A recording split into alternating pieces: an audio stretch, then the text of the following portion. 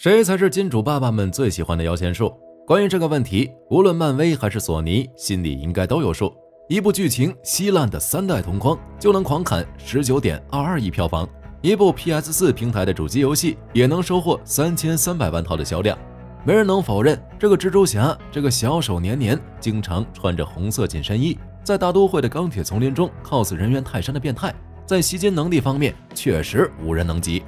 那么3个蜘蛛侠就已经如此，之前也有6位蜘蛛侠，还有什么能阻止索尼掏出在自家 IP 大纲里腌入味的几十上百个版本的蜘蛛侠出来整一次蜘蛛大杂烩呢？于是蜘蛛侠纵横宇宙这部简直是捅了盘丝洞的电影就来了。由于各种不可抗力，这部原定在2019年的电影一路延期到现在。好在量大管饱，甚至因为剧情量过大，需要分割成上下2部，在今年先后上映。其实第一部平行宇宙以及游戏漫威蜘蛛侠珠玉在前，估计不少人都觉得索尼搞起蜘蛛侠不知道比漫威搞到哪儿去了。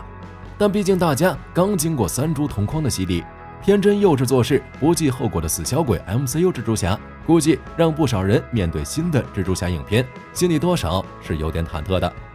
如今这部电影还有1个月上映，观众们喜不喜欢这部电影还不知道，但我觉得这肯定是本叔叔最讨厌的一部，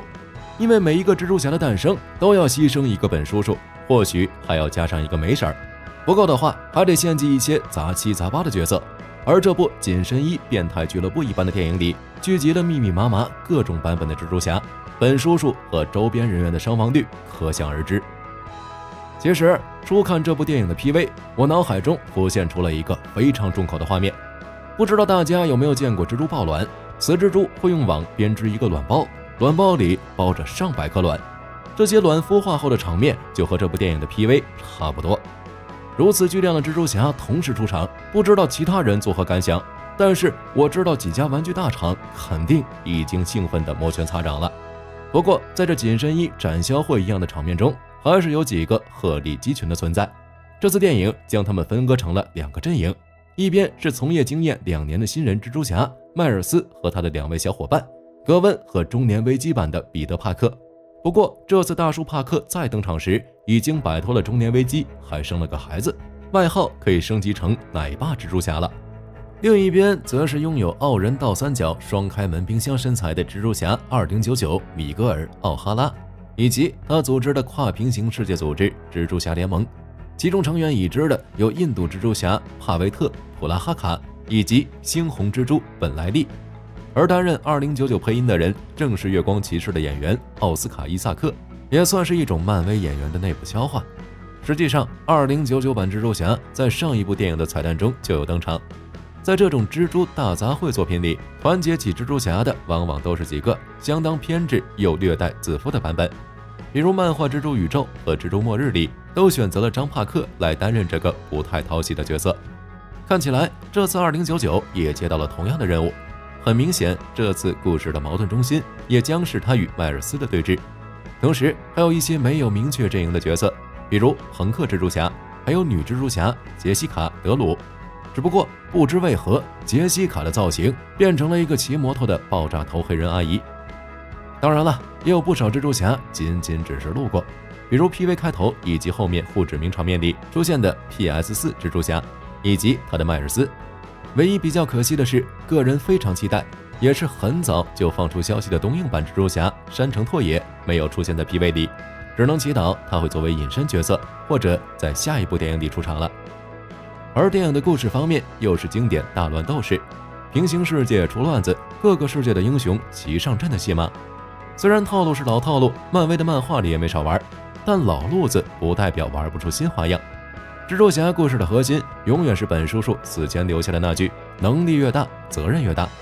在小我与大我之间，无数蜘蛛侠做出过选择。游戏版蜘蛛侠为了救更多的人，放弃了奄奄一息的梅婶。MUC 的臭小鬼也因为自己婆婆妈妈，最后大意失梅姨。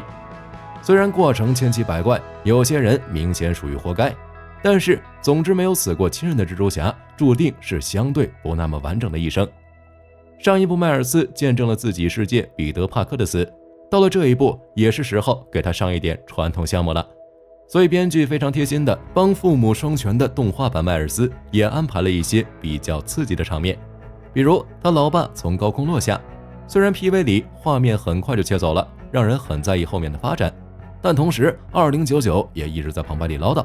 他认为迈尔斯无法成为蜘蛛侠联盟里的一员。他告诉迈尔斯，蜘蛛侠意味着牺牲，有时候你必须做出选择，是救一个人还是去救整个宇宙。对于这种电车难题，迈尔斯表示大人才做选择，我一小屁孩，我选择全都要。而这种分歧很显然就是两群人冲突的理由了。虽然不知道这次内乱要如何收场，不过我觉得既然这次电影因为剧情过长被分割成了上下两部曲，那搞不好这部上集就是大家卧底斗个痛快，斗打舒服了以后，下一步再一致对敌。这样我也能解释我心心念念的东映蜘蛛侠为何在这部里没法登场了。毕竟他真开雷欧帕顿出来的话，估计没几个蜘蛛侠能扛住这玩意儿一剑，内斗就算了，最后斗出几条人命，场面就相当尴尬了。而说起一致对外，这部电影实际上也并非完全专注蜘蛛侠内斗，他们的冲突是理念上的冲突，而原则上他们存在共同的敌人，那就是 PV 里有几个画面的反派。他初登场于1984年神奇蜘蛛侠第94期，作为一个麻省理工毕业的高材生，他大学时和鱼罐头神秘客是同事。正所谓物以类聚，很显然他毕业也不会找到什么正经工作。果不其然，他后来成为了金并手下的一名科学家。而金并这边凭借一身横肉，跟蜘蛛侠等英雄热情交流了一段时间后，觉得自己也得来点超能力队友了，于是便让此时还叫乔纳森·奥恩的斑点帮他分析超级英雄斗篷的黑暗维度，然后尝试在实验室里复刻出来。众所周知，漫威世界试验的成功率大部分时间都处在一个很感人的状态中，10次试验9次失败，还有1次可能引发超级爆炸，撕裂现实打通平行世界都是家常便饭。但凡这帮搞科研的试验成功率高点，或者看好自己的实验器材与成果，漫威各个世界的超级英雄与超级反派数量都能少不少。所以斑点的试验也不出意外的出意外了，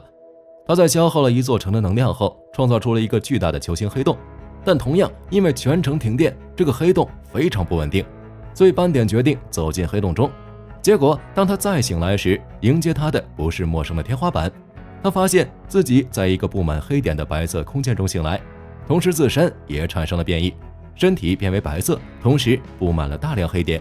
这个造型让他去隔壁迪士尼混在101忠犬的斑点狗群里，估计一时半会儿都不好分辨。而且斑点很快发现，这些黑斑其实是一大堆便携式黑洞，彼此可以互通，他完全可以把手伸进一个洞中，然后从另一个洞里伸出来。有了新能力，胆子肥了的斑点就像10年老罪犯一样，轻车熟路地敲定了之后的行动方针，先找地方搞点钱，然后就脱离金并。但可能是他抢的实在太多了，导致金并发现了他的野心。为了控制他，金并将他的助手兼情人挟持做人质，斑点也只好成为金并帐下的打手，和他一起琢磨暗杀蜘蛛侠的大计。斑点的能力很显然是这部电影的另一个关键，光看 PV 里他就没少跟蜘蛛侠们折腾，而且很显然他的能力和平行宇宙之间也有一些联系。至少我们可以知道的是，这次蜘蛛侠们面临的危机就是多元宇宙的崩坏。或许在这部电影解决了内部争议之后，下一部斑点也会用他的黑洞多拉几位反派出来。毕竟索尼也一直在琢磨，有一天在荧幕上凑齐蜘蛛侠的敌人邪恶6人组，搞不好这群五毒俱全的老坏蛋也能在动画电影里得到登场机会呢。毕竟现在除了猎人克莱文之外，其他人基本都有过大荧幕经历了。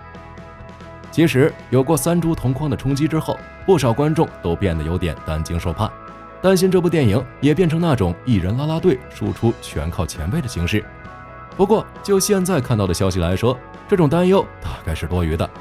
同时早在2018年的时候，制片人就透露过这部电影将继续刻画迈尔斯，以及推进他和格温之间的爱情故事。如果参考上一部的质量，个人觉得这部动画如今唯一值得担心的问题，可能就是迈尔斯面对2099提出的电车难题，最终到底该如何解决了。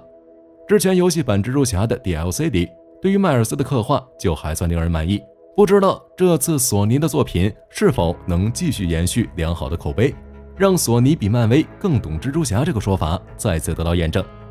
你认为这部电影能否满足观众们的期待呢？欢迎在评论区中留言。喜欢漫威的小伙伴点点关注。本期视频内容就到这里，我们下期再见。